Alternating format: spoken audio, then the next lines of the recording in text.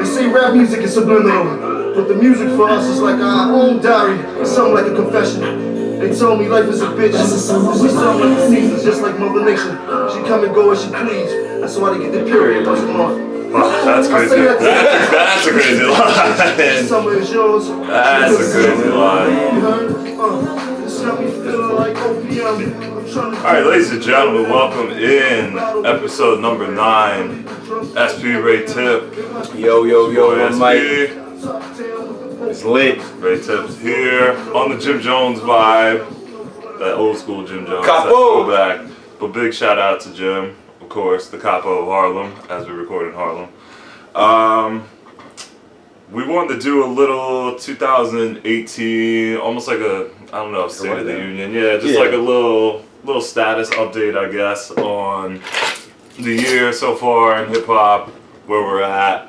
Some projects that have come out, maybe like the lesser known projects that have come out are the ones that have gotten non-commercial. The less commercial, maybe less of the attention, sort of what we've listened to, what we're anticipating or expecting moving forward. And then we'll talk maybe some current, recent news, just some updates, some stories that have popped up. But let's get right into it and we wanted to talk about this. We kind of, I think on your list when we did the our top 5 current to the year thus far, top 5 albums, you definitely had the Jim Jones Wasted Talent project on there, and I feel like we talked about it a little bit, but we didn't really get as in-depth into it. So we wanted to lead off this sort of update with that project. It's been out for like a few months now, but I feel like it's aging really well. I haven't stopped playing it. It's still in my rotation. So we wanted to kick it off with that. Wasted Talent for you. Yeah. Still in the top 5. Jones did his thing on that one. He did his thing on that one. I know he done put out a whole bunch of projects, but I like Jones because every time he puts something out, you see the growth in his material. And I like Jones just because he didn't really start off as a rapper. You know what I'm saying? He was like a behind the scenes hype man nigga for Cam and Dipset and all of that. Just the general. And then he decided to get in the booth, and ever since everything Jones put out, I be banging to. Everything. But this Wasting Talent project was dope. The joint, the chicken fried rice joint, that's my favorite. That's my favorite joint. Love that. Trav, shout out to Trav because I rock with Trav too. I like and Gotti. And Jones just keep it so original, like everything. Like he not a Hollywood dude. You know what I'm saying? I feel like he's been the same old Jim. Ever since the beginning, even with the braids. Right? Now he got the cut, but he evolves. As a man, as a businessman, he bought the Richmond Raiders, which that means something to me. We moved down to Richmond, and I actually used to work in a little bit in the Coliseum and work for the team that was there before them. I guess it was a different league, but like he's doing his thing business wise, and like you said, project wise. He gets better. He evolves with each project as a rapper, as an artist. On a low, Jones got a lot of projects. Lots of projects. Like, people don't think he got material like that, but Jones, he like almost like 8-10 in. You know what I'm saying? Yeah. And I like how Jones say what he want to say. He don't care about what nobody gonna say. I like that line he threw him on the Epitome track. Yep. When he showed some love to me. I ain't gonna say the exact verbatim, but it was explicit. Yeah. But I was rocking with that joint. That video was dope too. He had them Gatorade 6s on. He was killing it in the sand with them joints. Yeah. Love this beat. Yeah, this joint right here. Love the beat. The joint he got with Eric Bellinger, that's my joint, Living My Best Life. That's just like a feel-good record. All the hard work that you done put off in whatever your craft is. It's like a self-appreciation record, you know what I'm saying? Like, we out here, we living. Like, I don't care about nothing else going on. I'm living a good life, my best life. My best life. I only got one shot at this. Yeah.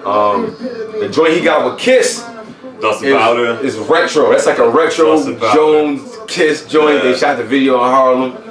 That's my joint. I love that one. The Dust and Powder, they were like, I love the Dust and Powder one. They're immediately, we knew we had to get a visual for that one. I don't know if I think they might have just dropped it. But that was him and Kiss really doing their thing. You got to listen to the joint with him and Mozzie too. Mozzie from Cali. Dope. I saw him, he was on the track. Crazy. I've been playing, this is still in my rotation from when it came out still to now. Jim Jones, I kind of look at him. He's got my spirit animal in terms of I like that. the social media. Like I follow. He's one of my favorite people on Instagram. I basically just take his workouts. Like he's my unofficial personal trainer. Exactly. I do the Jim Jones Vamp Life workouts.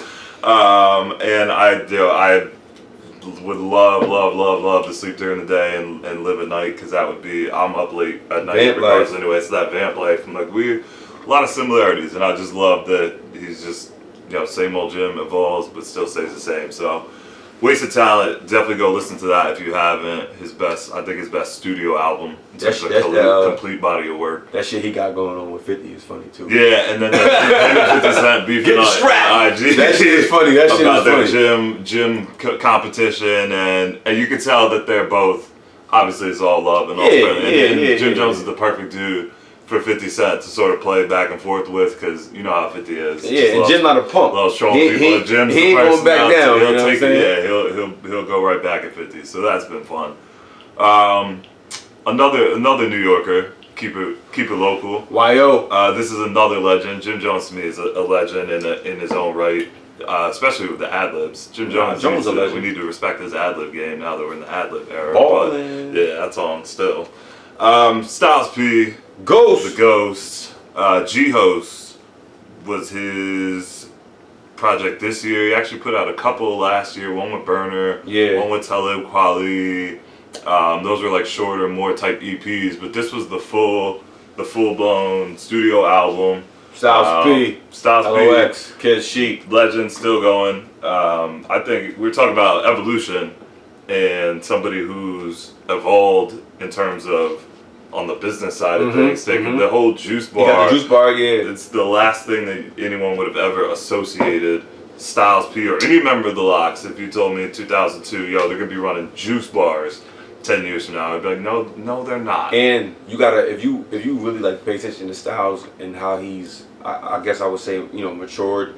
He's a real man. Like if you see how he talk about his wife. Her daughter passed. God rest her dead. You know what I'm saying? Like he stand up for what he believe in. He ain't afraid to say how he feel. And it's weird. Not weird, but because he the hardest out. He been saying he the hardest out. That for a Styles while. got lyrics that make you like scratch your head like, damn, this nigga really just said that. Exactly. I ain't so real. That. And it's so real. It's like, damn, that has to be true. What? Nobody can make that up.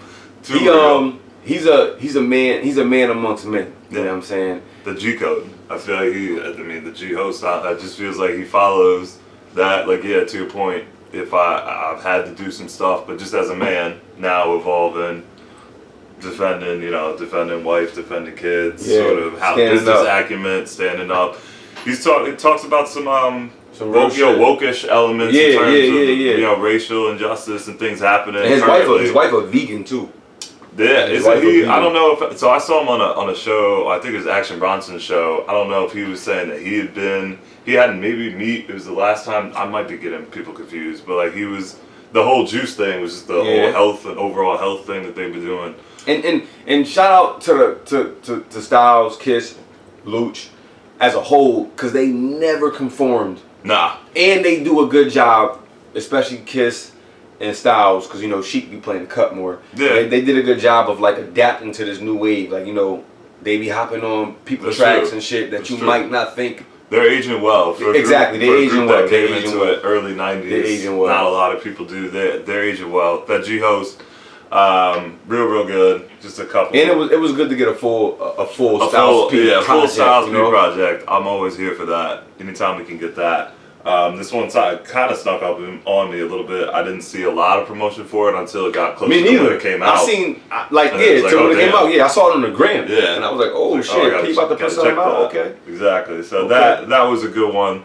I feel like that could have easily gotten overlooked. So he obviously, shout out. My alias is directly influenced by that man. So still to this day, I don't know what the P in his name.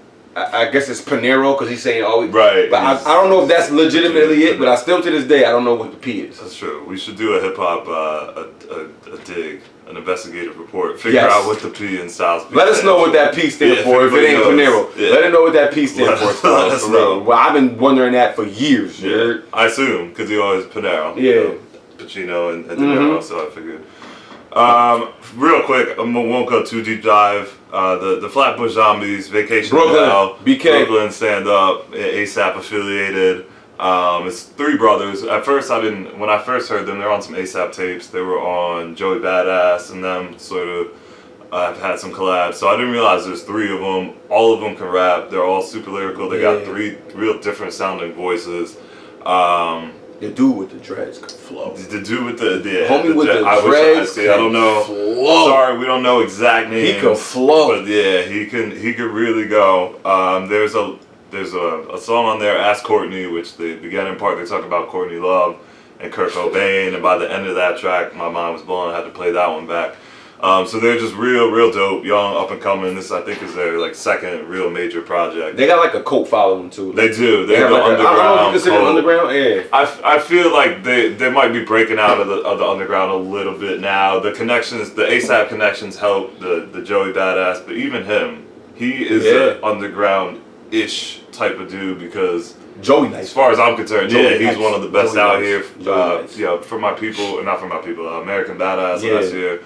All American Badass, that was one of the best albums that came out. So he might be underground, but I think they deserve something. So we're going to be hearing a lot from them because I think they're just sort of just getting started. So just a shout out to them. That was the New York regional. Yeah, that was the New York rundown. We'll move to the ATL bracket, the Atlanta side of things, because we all know right now that's the hot spot of music. They got the heat. That's where the artists are coming out from. Pretty much 9 times out of 10, if it's a new artist and you listen to it, you could just guess they're from Atlanta and you'll be right. But the first one, we both mess with Thug heavy. So this guy, he's a protege. The protege. The next one up, Gunna. I'll let you talk about the man. I went to the A. I'm going there I'm going there next weekend. But I went there in February. It's gonna be like my third or fourth time going. I heard about this Gunna dude, but the way he got shit lit out there, I mean, like, it's crazy, bro. Like, you can't go nowhere without hearing Gunna.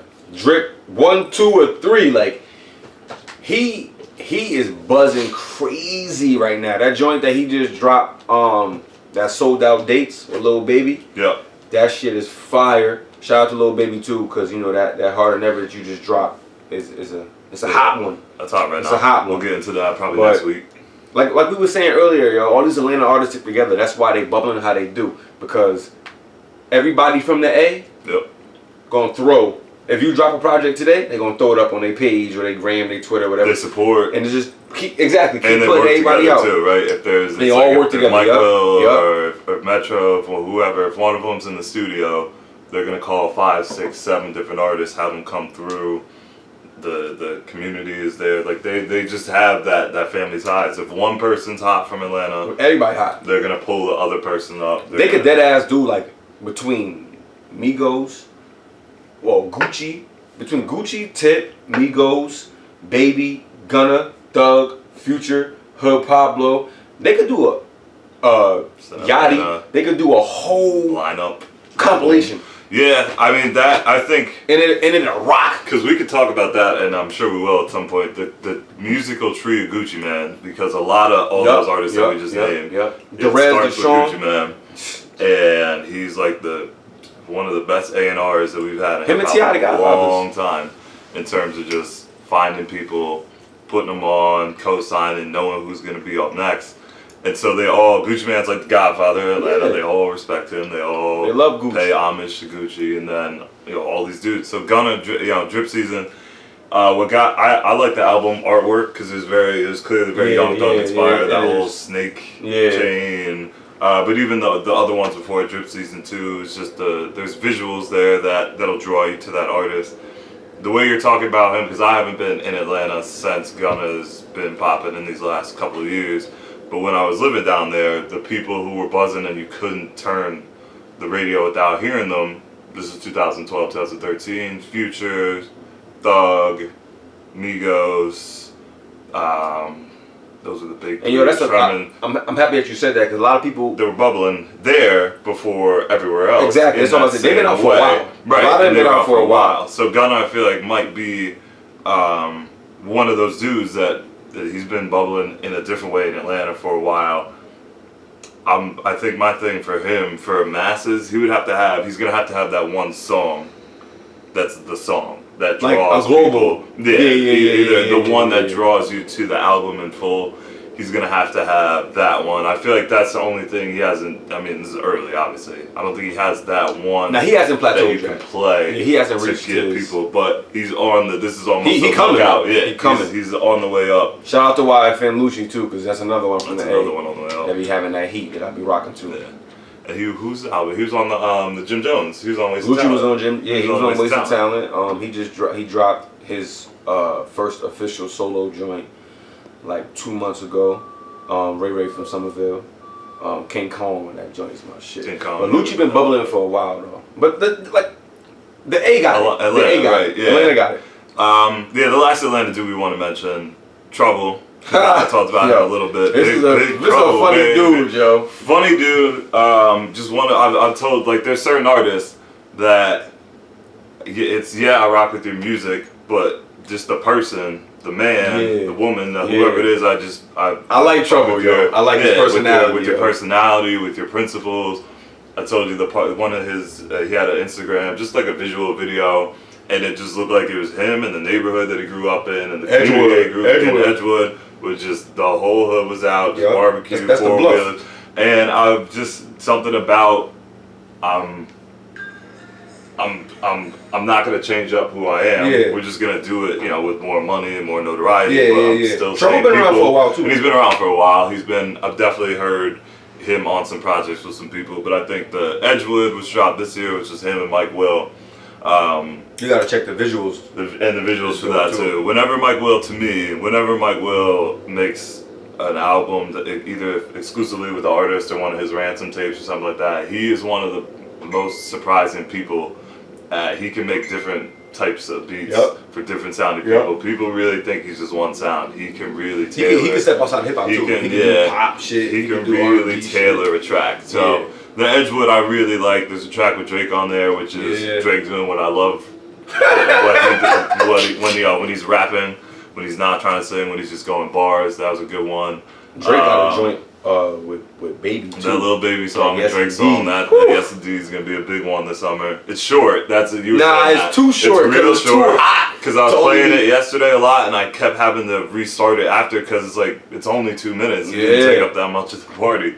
So Atlanta's bubbling. Those are some guys. Trouble's been around. He's older, but Gunna, YFN, Young Lucci, even Rich the Kid, Club Walk, everybody. That shit Obviously. went platinum too. Yeah, that went platinum. I think it might have went up. I know it went platinum, but at least went platinum streaming. So that's been a big one. That beats hot. So yeah, those just some of the projects that I feel like maybe might have been passed over or not getting the attention. The big ones, the K.O.D.s, the Nipsey, Victory Lap, Dave East Paranoid 2, which I really, really, really liked. That was earlier this year. I liked it. Like Paranoid 1, I like Paranoid 1. I thought this was much better. Not that Paranoid 1. It ain't nothing that my boy East could put out that I don't that like. you wouldn't like. Yeah. Because he be talking that shit. Like, the same reason why I like Jim. Yeah. They don't really got a lot of punchlines. They just be talking. Like Nip too. They just be talking. You know what I'm saying? Culture 2. So the big ones. I think by year's end we'll have some rankings and all that. But we've talked about those a lot. Yeah, that's coming. That's coming. Current news, current stuff. We've been talking about this guy probably more than I ever thought that we would. 9-10 episodes into us doing this, but we promised to stay current. To talk about things that were big enough stories that we had to sort of talk about. And this one I was kind of surprised, but I thought it was kind of cool. It was kind of a dope moment. It kind of made me have respect for an artist it's not that I didn't have respect. I got a little bit more respect for him. I know what you're saying. Our guy Tekashi 6ix9ine, who I shouldn't say our guy. No one's guy really. But we keep talking about him so much. It's hip hop's guy. But right that's why he winning, because he got everybody talking about him. He's got people talking. Even if you don't like the music, he got he got everybody talking about him. So music aside, because the music we've talked about, some of it you can't help to like, no matter how try. Especially being older, I feel like we try really hard to not like some of that ignorant stuff, but it just some of it just stuff. It just be rocking, and you just couldn't. You in the club or at a party, you'll rock with it. But him, I guess this is over the weekend, maybe yesterday, 2 days ago. Talking about him and Cass? Yeah, picture of him and Casanova. Shout out to Casanova too. I rock with Cass. Love Casanova. In terms of one of the respected, just outside of rap, just one of the respected I'm telling you, the new dudes in New York, just to put the bully in rap. He's respected out here. I know he's like everybody who like Mano, I think. Yeah, Mano another one. Here another one. Godfather, right? So Mano and Casanova were tight, so that was kind of the sign off. Brooklyn, right? But I was happy that him and Tekashi they had a video and then they took a picture together, and I was like, you know what? Maybe he is. I think you said it first, and I was like, that's probably the best way to put it. That Tekashi, whether or not he's rapping or making music, that you don't look at him as a rapper first. You look at him as an entertainer. He's an entertainer. And he entertains us. If you do that, if you just look at him as an entertainer, he's a hell of an entertainer. Nah, he is a hell of an entertainer. And this is another that I was like, you know what? The fact that they can patch it up, the real can maybe recognize real. That made me think, you know what? Maybe Tekashi 6ix9ine isn't the foolish, childish that we think. Maybe he's not. But maybe I know as far as his business though, I know he just went gold last week and he independent too. Oh, he's changing. He's changing the. He got shit bubbling in terms of that. Him and some of these other young up and comers. But yeah, that was cool to see that. Casanova, I think he's just got one. I don't know if I'm wrong. One. I've only listened to one. Nah, he got a couple joints. He got a couple projects out. He got a couple projects. He's got projects out. So like, I'm excited for him to come out with a full album, because that's one I would love a full. And he's well respected. He's well respected. Yeah, very very well respected. So he's somebody I want to hear from. Thursday, I think when you were here Thursday, Arsenal. Yeah, we're gonna show a little battle rap love. We gotta show battle rap love, because I was saying that is almost a whole different. If you try to get into battle rap, it's a whole different vibe. It's a whole different vibe. It's a lot more. So we didn't want to take up a full amount of time, but I think he went real. Is going big with the How to Rob challenge. The video, taking shots. He bodied that shit. He bodied it. Did an absolute, the 50 Cent Jersey showed us how to come into the game bullying people in terms of just, and he took that and he's taking it to everybody. Pretty much, I don't know if he left anybody off. No, really, he came at everybody. Consider a big enough in hip hop. Like if you weren't mentioned on his How to Rob, you should feel some sort of way, because he got to all the heavy hitters, the newcomers, everybody. So if you went on there, either one of two things. One, he's rocking with you, so he didn't really have anything to say. And even some people like that he mentioned, he didn't diss everybody. He didn't diss everybody. Some people were just mentioning him, picking him up. But yeah, that was a big one, I think. And for the listeners too, y'all gotta check his Funk Flex freestyle. The boy went in for 8 minutes. 8 minute long. 8 minutes strong. Killed it. Crazy voice control. Memory. He bodied it. Yeah. 8 minutes strong. Everybody should go check that, because that a lot of the battle rappers can't really rap like on a beat.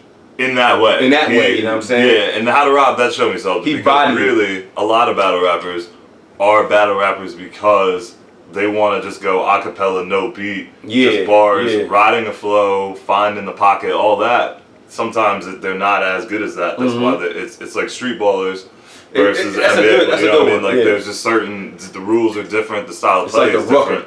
So yeah, like the best street baller might not be able to cut it in the NBA, right? But it's a different respected skill. Yeah. So for him, when I saw on that flow, and he's going over Mob Deep, shook ones, and he bodied it. And you pick that beat, you have to body it. He bodied it for 8 minutes long, killed it. No beat change. No beat change. Same no beat, no running out of breath. Crazy breath control. He just went in. So to have that talent, so that's somebody now that I'm like, you know what? I don't. Even if I'm not diving all the way into battle rappers, I'm a check. I'm gonna check for this dude a little bit more. So I feel like that was shout out to Ars, and he had dreadhead. Shout out to my dreadhead. And he's got New Jersey dreadhead. Yeah. So last thing, I guess we want to just wrap. We're talking about a little bit looking forward to things. I think we are all looking forward to the good music summer, just the music, right? Just the music. Because I know the separating the art from the artist part. If we're talking about the artist, people have a lot of things to say about Kanye, the man.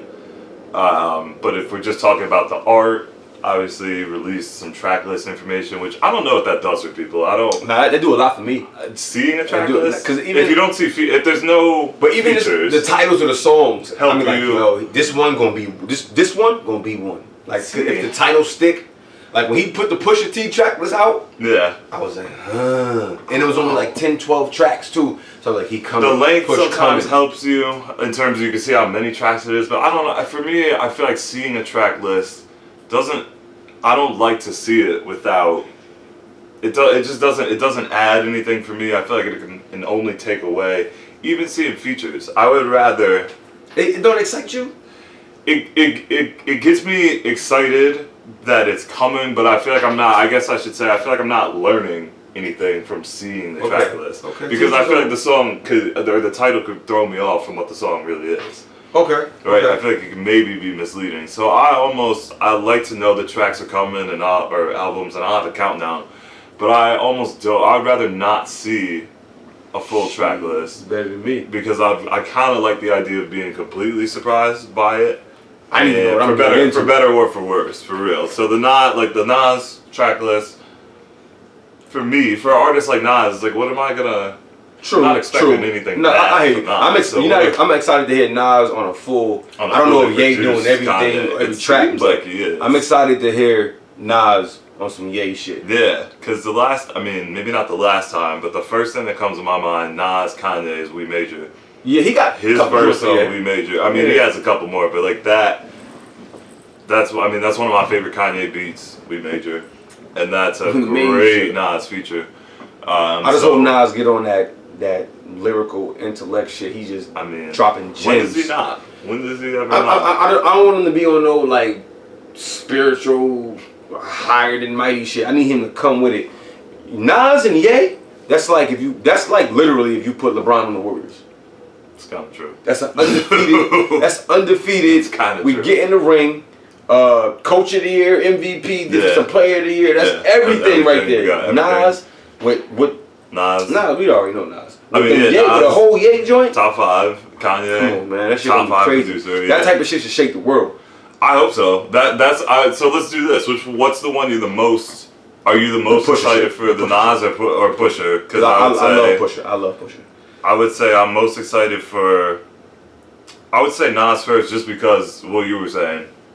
To hear Nas on a fully produced Kanye track. Yeah. Because we've heard, not to say I'm not looking forward to Pusha. We've heard several Pusha. Yeah, he been with Ye for a minute. We've heard it. They're all great. Yeah.